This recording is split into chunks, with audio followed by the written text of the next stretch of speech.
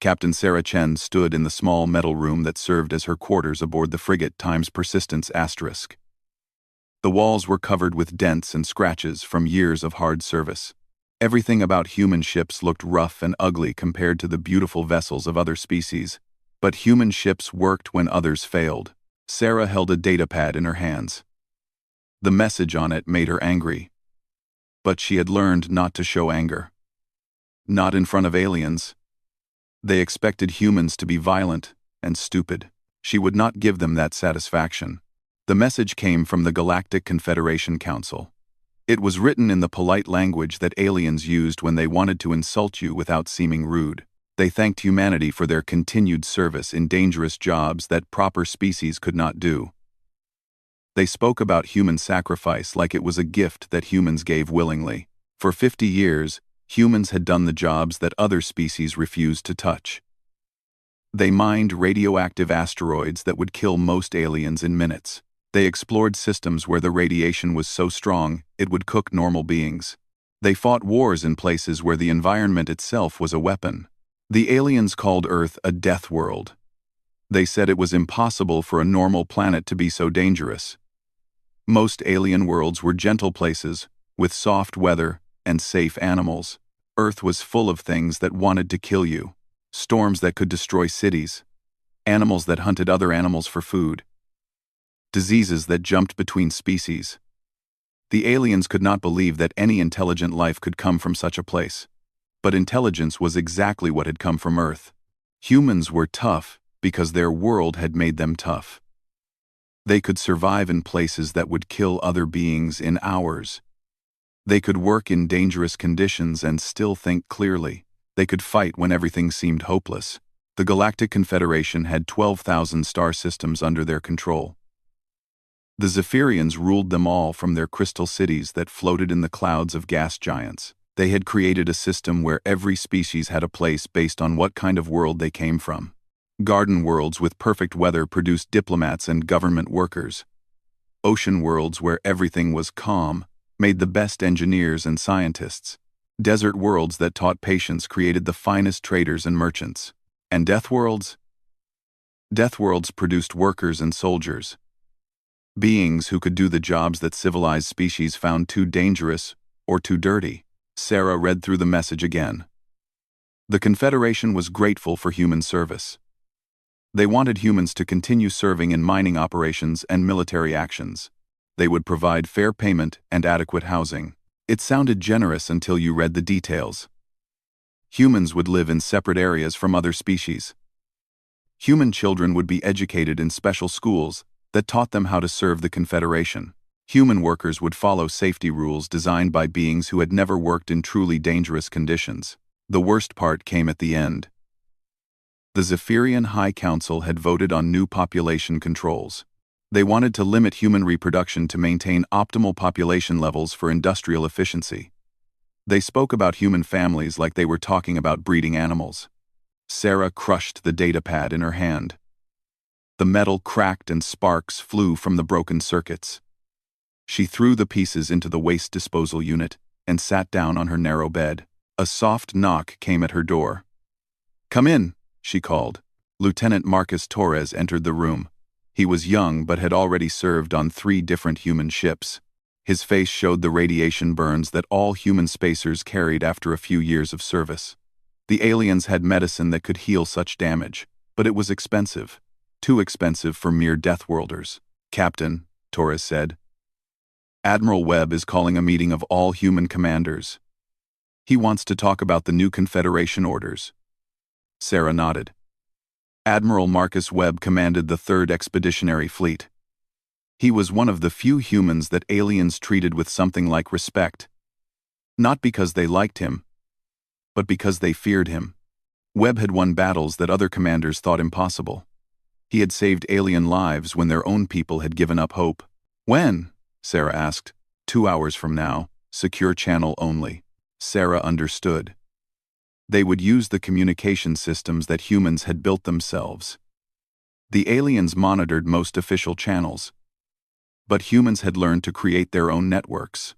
50 years of being watched and controlled had taught them to be careful. "Tell the Admiral I'll be there," Sarah said. Torres left, and Sarah walked to the small window in her quarters. Outside, she could see the stars that made up human space. 47 systems where humans had built colonies and bases. They were scattered across the galaxy, separated by hundreds of light years. The Confederation had done this on purpose. Spread the humans out so they could not work together. Keep them isolated so they would stay weak. But the Confederation had made one mistake. They thought that because humans came from a dangerous world, humans would be too busy surviving to think about working together. They did not understand that surviving on Earth had taught humans something important. When things got bad, you helped your own kind. When danger threatened, you fought as a group. Sarah had read the histories of Earth. She knew about the wars that humans had fought against each other for thousands of years. But she also knew that when outside threats appeared, humans had always found ways to unite. They fought each other when they had no common enemy. But they fought together when something threatened all of them. The Confederation was becoming that common enemy. Sarah activated her personal computer and began typing a message to her crew. They needed to know about the new orders. They needed to understand what the aliens really thought about them. Most importantly, they needed to decide what they were going to do about it. For 50 years, humans had accepted their place in the galactic order. They had done the dangerous jobs and died in alien wars, and been grateful for the chance to serve. They had believed that if they worked hard enough and proved themselves useful enough, the other species would eventually accept them as equals. Sarah looked at the broken pieces of the datapad in her waste unit.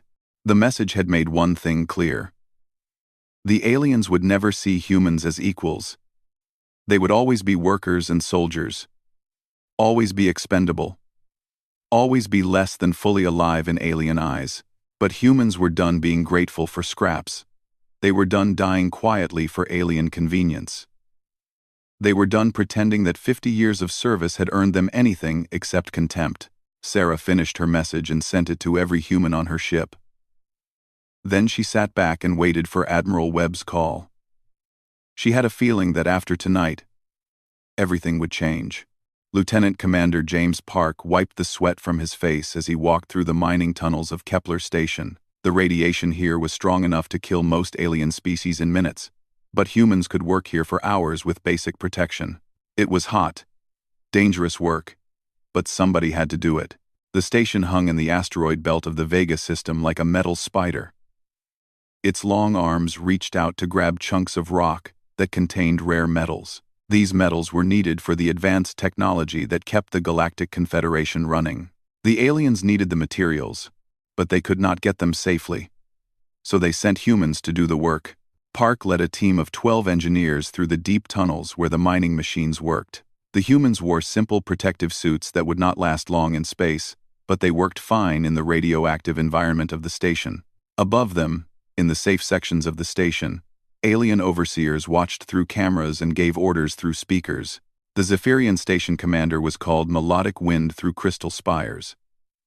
Park could never understand why aliens needed such long names. The commander stayed in a sealed chamber where the air was clean and the radiation could not reach. Through thick windows, it watched the human workers like a farmer watching cattle. Park had been working on Kepler Station for 6 months. In that time, he had seen 14 humans die in mining accidents. The aliens recorded each death in their files and ordered replacements from the nearest human colony. They spoke about human lives like they were talking about broken tools. The workers on Park's team were good people. Chief Petty Officer Maria Santos had 20 years of experience with dangerous machinery. Engineer Thomas Wright could fix almost anything with spare parts and determination. Technician Lisa Chang knew more about radiation shielding than most alien scientists. They were skilled professionals, but the aliens saw them only as disposable labor. Park was checking a damaged mining drill when the alarms began to sound. The station's computer voice spoke in the calm tones that aliens preferred. Solar flare detected. Intensity level 9. All personnel report to safe zones immediately. Park felt his stomach drop. A level 9 solar flare would flood the station with enough radiation to kill even humans. The safe zones were in the upper levels of the station, protected by heavy shielding, but 200 human workers were scattered throughout the mining tunnels, and the tunnels were deep inside the asteroid belt where the shielding was thin. "Move!" Park shouted to his team. They began running toward the tunnel entrance. But Park could already hear the heavy doors slamming shut. The station's safety systems were designed to protect the valuable alien personnel first. Human workers in the dangerous sections would have to find their own way to safety. Park reached the tunnel entrance just as the blast doors finished closing. Through the thick metal, he could hear the muffled voices of trapped workers. The radiation readings on his suit were already climbing. In 40 minutes, even humans would start dying from exposure. He ran to the nearest communication station and called the command center. The face of melodic wind through crystal spires appeared on the screen. The alien looked annoyed at being disturbed. "Sir," Park said, "we have 200 workers trapped in the tunnels. I request permission to organize a rescue operation." The alien's crystalline features showed no emotion. "Permission denied. The safety systems have functioned correctly. The risk to additional personnel is unacceptable." Park stared at the screen. "Sir, those are our people down there." "Those are employees," the alien corrected. "Replaceable ones. The tunnels will be safe to enter in 18 hours. Recovery operations will begin then. In 18 hours, they'll all be dead." "Acceptable losses," the alien said. "The workers knew the risks when they accepted employment. The matter is closed." The screen went dark. Park stood in the empty corridor, listening to the sound of human voices calling for help from behind the blast doors. Around him, his team had gathered. Santos was checking her equipment. Wright was examining the door controls. Chang was reading radiation levels on her instruments. "Sir," Santos said quietly, "we can get through the maintenance tunnels. The radiation will be bad, but we can make it to the main chambers before it kills us." The alien said no, Park replied. "The alien can go to hell," Wright said. "Those are our friends down there." Park looked at his team. These were people who had followed him through 3 system wars and a dozen dangerous missions. They had never failed to complete a job, no matter how hard or dangerous it was. But this was different. This time they would be directly disobeying alien orders. "If we do this," Park said, "we'll be branded as mutineers. The Confederation will hunt us for the rest of our lives." "If we don't do this," Chang said, "we'll have to live with watching our own people die while aliens count profits." Park nodded slowly. He walked to the nearest security panel and drew his sidearm. The weapon was designed for use in emergency situations, when human workers needed to defend themselves against dangerous machinery or hostile environments. Park had never thought he would use it against the station's own systems. "Override Security Protocol 7, he said, and fired 3 shots into the control panel. Sparks flew from the damaged electronics. Lights flickered in the corridor as the station's computer systems tried to understand what was happening. Park's team moved quickly, using their knowledge of human engineering to bypass systems that the aliens had thought were secure. The rescue operation took exactly 17 minutes. Park's team fought through automated defenses that were designed to stop primitive Deathworlder uprisings. They used maintenance tunnels that were too small and too dangerous for alien security forces. They reached the trapped workers just as radiation levels were becoming deadly. One by one, the humans emerged from the deep tunnels. Some were hurt, but all were alive. They moved quickly through paths that Park's team had marked as safe, avoiding the worst radiation and the station's defensive systems. When it was over, Park found himself in control of the human sections of Kepler Station. His team had secured the areas where humans lived and worked. The aliens were trapped in their safe zones, protected by their own security systems but unable to move around the station. The Zephyrian commander appeared on screens throughout the human sections. "This act of rebellion will not be tolerated," it announced. "Surrender immediately, and you may be shown mercy." Park looked at the screen and thought about 50 years of human service. He thought about workers dying while aliens calculated insurance payments. He thought about families being told that their loved ones were acceptable losses. "No," he said simply, and shut off the communication system. The standoff lasted 3 days. Zephyrian security forces surrounded the station, but they could not enter the radioactive sections where the humans had taken refuge. The aliens sent threats and promises, but Park's people held their ground. On the third day, Admiral Webb's fleet arrived. Admiral Marcus Webb stood on the bridge of his flagship as it approached Kepler Station. The station looked damaged from the outside, with scorch marks where alien security forces had tried to break through human defenses. But it was still in human hands, and that was what mattered. Webb was 60 years old and had spent 40 of those years serving the Galactic Confederation. He had won battles that other commanders thought impossible. He had saved alien colonies when their own fleets had given up hope. He had earned more medals than any other human officer in history. None of it mattered now.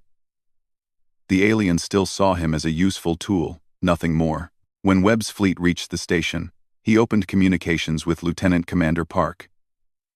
The young officer looked tired but determined. Behind him, Webb could see human workers who had chosen to fight rather than die quietly. "Report," Webb said simply. "Sir, we have secured the station and rescued all trapped personnel. The aliens are demanding we surrender for trial as mutineers." Webb nodded. He had expected this. The Confederation always demanded that humans follow their rules, even when those rules meant human deaths. "Are you prepared to face the consequences of your actions?" "Yes, sir. We all are." Webb looked at the faces on his screen. These were people who had decided that some things were more important than safety. They had chosen to save their own kind, even knowing it would make them enemies of the most powerful force in the galaxy. "Then you won't face them alone," Webb said. The Admiral's decision sent shockwaves through human space. Within hours, encrypted messages reached every human fleet commander in the galaxy. The content was simple. "Remember Kepler. Remember our people. Choose your side." The response was immediate and overwhelming.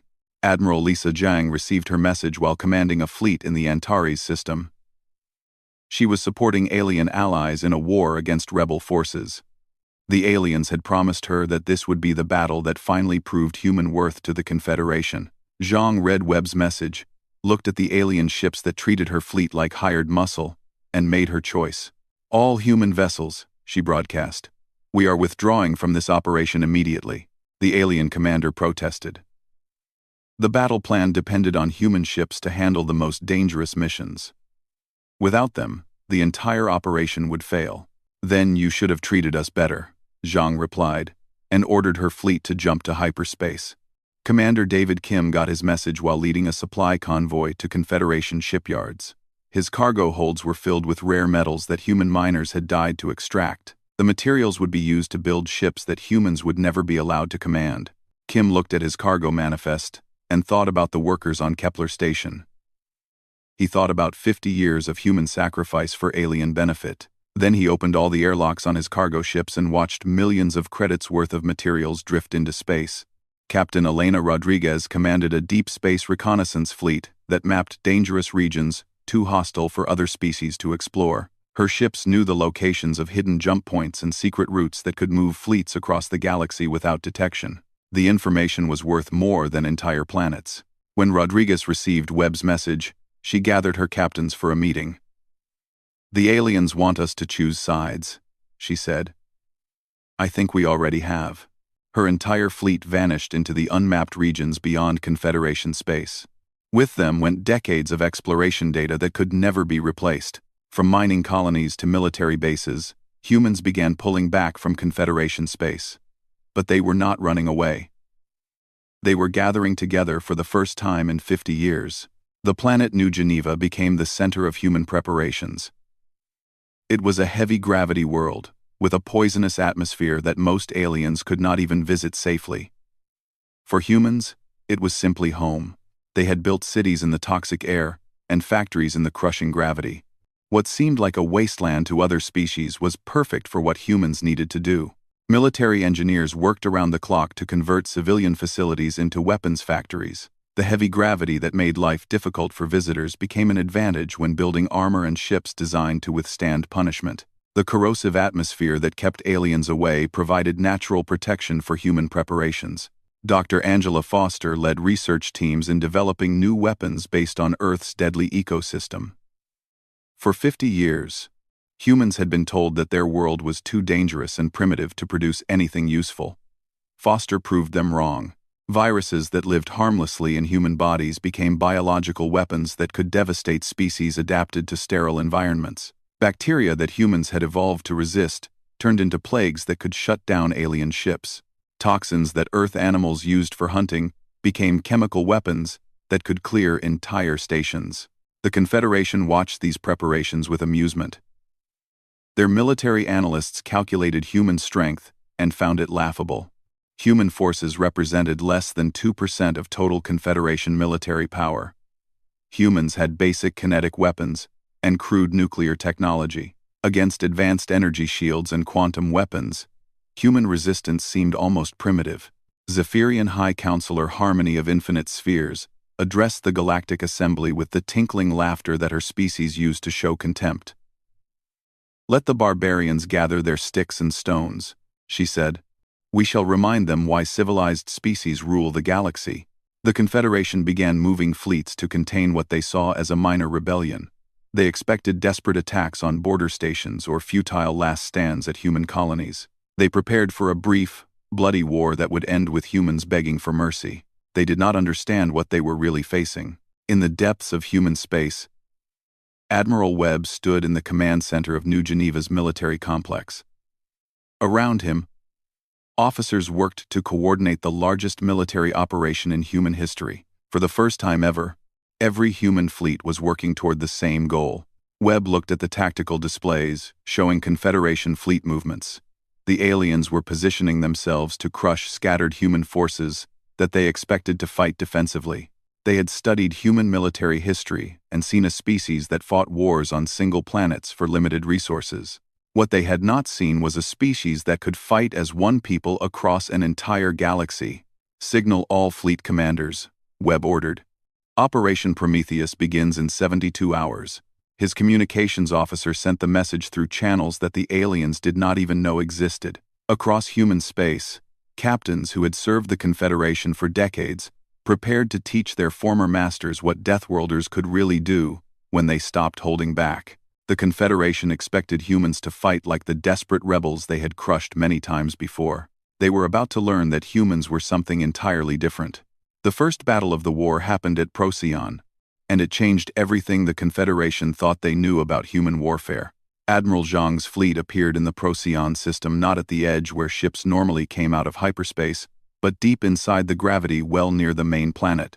This should have been impossible without navigation codes from the system's beacon network. The Confederation garrison had 30 seconds to understand what they were seeing before human weapons began hitting their targets. The alien commander tried to raise shields and return fire, but his ships were designed to fight enemies that followed the rules of civilized warfare. They expected battles to begin with formal challenges and proceed through proper stages of engagement. They did not expect chunks of metal moving at 12% of light speed to slam into their hulls without warning. Human kinetic weapons were primitive by Confederation standards. Simple railguns that threw pieces of dense metal using electromagnetic force. The aliens had energy shields that could stop lasers and particle beams without effort.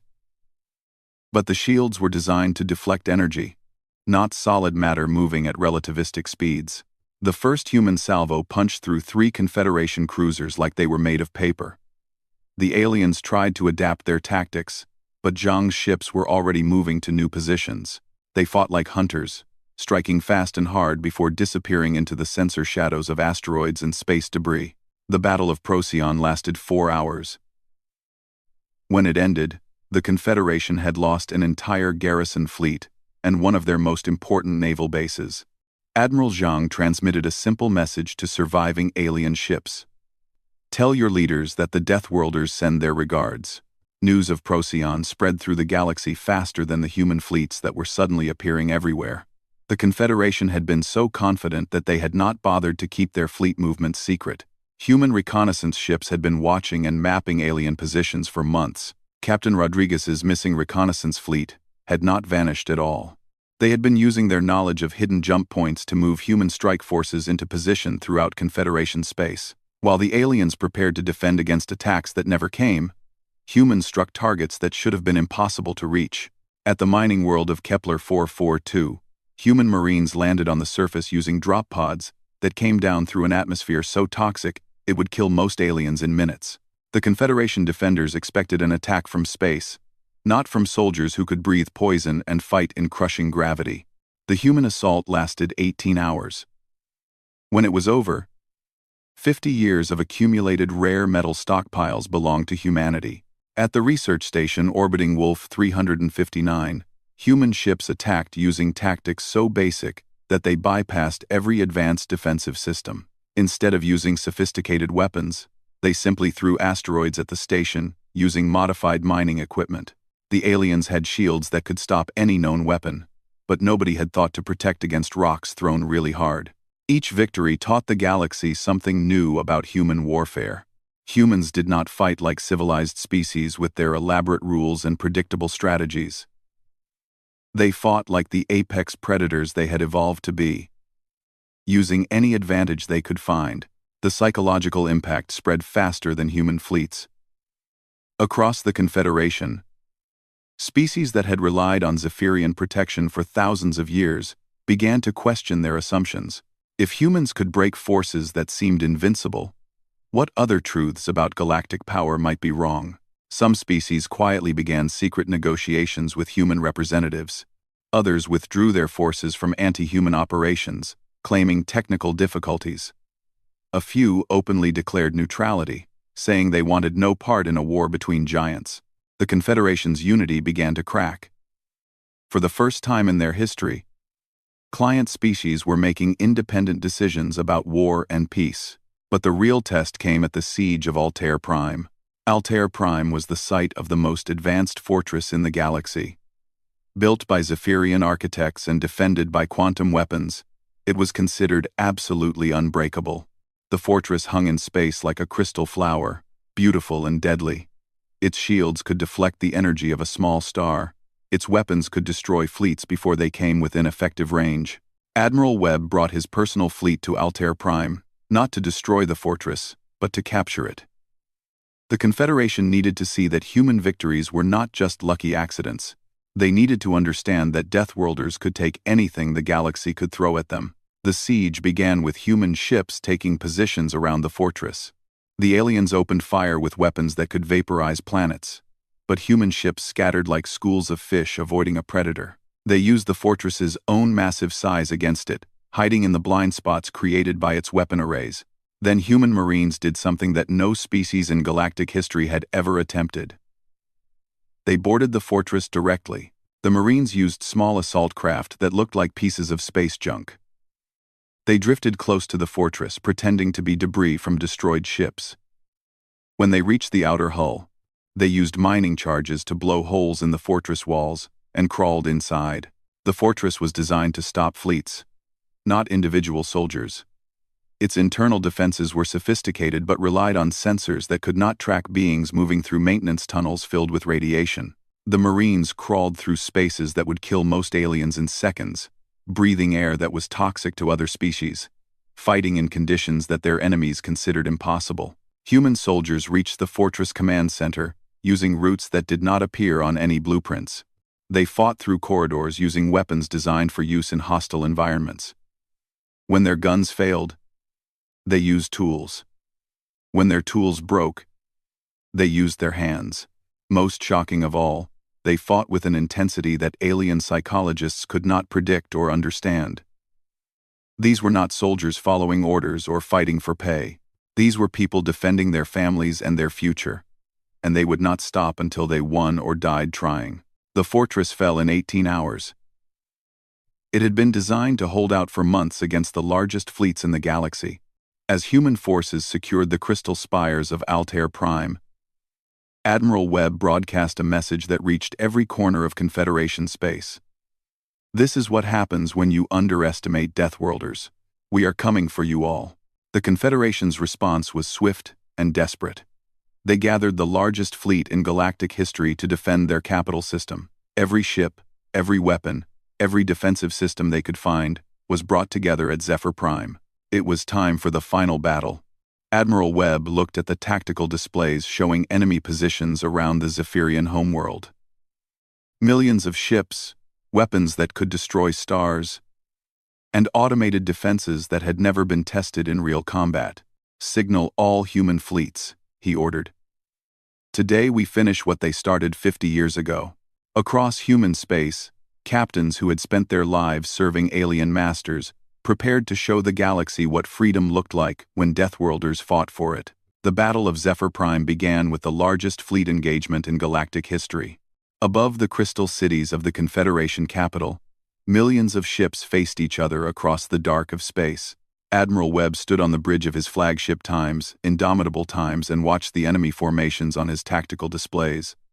The Confederation had assembled every ship they could find: energy weapons capable of cracking planets, shields that could deflect stellar radiation, and automated defense platforms that numbered in the millions. Against this force, humanity had brought everything they had: converted cargo ships with armor welded to their hulls, purpose-built warships fresh from the factories of New Geneva, mining vessels carrying loads of asteroids instead of ore. Every human ship that could fly and fight was here for the final battle. High Counselor Harmony of Infinite Spheres broadcast on all frequencies as the fleets prepared to engage. Her crystalline voice carried across space with supreme confidence. "Surrender now, barbarians, and we may yet find places for you in the proper order of things." Admiral Webb's response went out to every human ship in the fleet. "We didn't come here to find our place in their order. We came here to break it." The battle that followed lasted 6 days and became legend throughout the galaxy. The Confederation fought as they always had, with elegant formations optimized by quantum computers and strategies refined over thousands of years. Their ships moved in perfect coordination, creating overlapping fields of fire that should have destroyed any enemy foolish enough to challenge them. But humans had never learned to fight elegantly. They fought like the wolves they had always been: coordinated but unpredictable. Human ships broke formation and scattered, striking weak points and vanishing before retaliation could arrive. They used the Confederation's own size against them, turning the enemy's advantage into a weakness. When alien ships tried to corner individual human vessels, they found that Deathworld engineering was harder to kill than they expected. Human ships kept fighting with holes in their hulls and fires in their corridors. Crews trained on a world of constant danger repaired battle damage that would cripple other vessels. When their weapons failed, they rammed enemy ships. When their ships were destroyed, survivors kept fighting from the wreckage. The aliens had studied human military history and found a species that fought wars on single planets for limited resources. They had not considered what humans might do when they fought as one people with unlimited determination. Captain Chen's frigate Times, Persistence Times, had been in the thick of fighting for 3 days when its main engines finally failed. The ship was held together by emergency welds and determination. Its weapons were destroyed, its shields were gone, and life support was running on backup power. But Chen had one thing that no other species in the galaxy possessed: the knowledge that sometimes the best tool for a job was the simplest one. The Times, Persistence Times, limped toward the Confederation command ship like a wounded animal seeking shelter. The alien commander watched its approach with amusement, thinking that the humans were finally surrendering. Chen's ship struck the enemy flagship carrying a cargo bay filled with refined uranium and industrial explosives, materials that any primitive mining species would have in abundance. The explosion did not just destroy the command ship. It created an electromagnetic pulse that spread through the enemy fleet like a plague, shutting down the sophisticated electronics that controlled their weapons and shields. In the stunned silence that followed, Admiral Webb broadcast a message that would be remembered for 1,000 years. "This is what Deathworlders do when you corner us." The Confederation's surrender came not from military defeat, but from the sudden understanding that they were fighting an enemy they had never bothered to understand. For 3,000 years, they had crushed rebellions by species that fought like civilized beings with rules and limitations. Humans were not civilized. They were the product of a world that had spent millions of years trying to kill them, and they had learned to kill it back. They were innovatively, creatively, persistently violent in ways that civilized warfare had never prepared for. When the shooting stopped, the galaxy found itself changed in ways that no one had expected. The Confederation's rigid system of planetary classification collapsed overnight.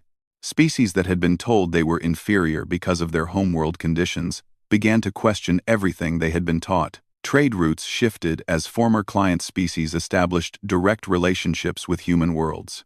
Most importantly, the very concept of Deathworld was redefined. Where once it had meant primitive and dangerous, it now carried implications of strength, independence, and adaptability that made even Garden World species reconsider their assumptions about evolution and survival. Admiral Webb found himself appointed as humanity's first galactic ambassador, not because he had sought the position, but because every other species insisted on negotiating through someone they had learned to respect and fear. In his first address to the reformed Galactic Council, Webb delivered what became known as the Deathworld Declaration. We never wanted to rule the galaxy. We just wanted to live in it with dignity. You made that impossible, so we changed the rules. Remember this lesson well, because we will not be the last species to reach this conclusion. The universe is vast, and it is full of worlds that you have not learned to fear yet. The new galactic order bore little resemblance to the Confederation's ancient hierarchy. It was messier, more chaotic, and infinitely more dangerous for those who confused strength with the right to dominate. But it was also more honest about what intelligence really meant when survival was on the line.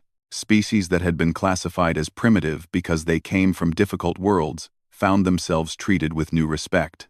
The gentle beings from Garden Worlds discovered that survival skills were more valuable than they had ever imagined. Trade became more equal when no one could simply assume that their technology made them superior. Sarah Chen, promoted to admiral after the war, stood on the observation deck of the new human embassy station orbiting Earth. Through the transparent aluminum windows, she could see her homeworld turning slowly in space. The blue and white marble that aliens had called a death world now looked like what it had always been to humans. Home. A soft chime announced an incoming message. The display showed the face of a young Zephyrian, one of the new generation that had grown up after the war. Admiral Chen. It said, "My people would like to establish a cultural exchange program with Earth. We want to learn how beings from difficult worlds develop such persistence." Sarah smiled. "We'd be happy to teach you. But I should warn you, life on Earth takes some getting used to." "We understand," the alien replied. "We have learned that sometimes the most difficult lessons are the most valuable ones." After the channel closed, Sarah looked back at Earth and thought about the journey that had brought humanity to this point. 50 years of service, sacrifice, and being told they were not good enough. Then 3 years of war that had changed the galaxy forever. In the depths of space, human patrol ships continued their eternal watch, not as mercenaries or auxiliaries, but as guardians of a new kind of order. An order where being different was not the same as being inferior, and where the right to dignity had to be earned rather than simply assumed. The galaxy had learned to fear Deathworlders, but more importantly, it had learned to respect them. And in the vast darkness between the stars, that made all the difference.